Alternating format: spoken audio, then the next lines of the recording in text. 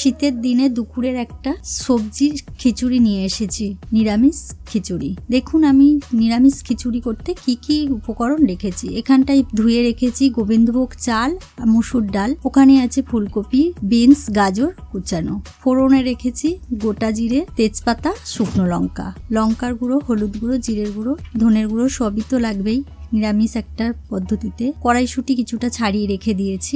কড়া গরম হয়ে গেছে, আমি একটু সর্ষের তেল দিয়ে দিলাম। একে একে সবজিগুলো আমি ভেজে তুলে নেব। ফুলকপিটা প্রথমেই দিলাম, অল্প একটু লবণ দিলাম, ফুলকপিটা ভেজে তুলে নেব।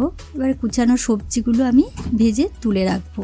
হালকা করে ভেজে তুলে নিয়েছি আমি, বেশি ভাজবো না, সবজি বেশি ভাজলে খিচুড়ির স্বাদই নষ্ট হয়ে যায়। এখানটায় গোটা শুকনো লঙ্কা একটা তেলে ছাড়লাম, তেজপাতা, শুকনো লঙ্কা, গোটা জিরে ফোড়নে দিলাম, সামান্য একটু দারচিনি, এলাচ, লবঙ্গ ফোড়ন দিলাম।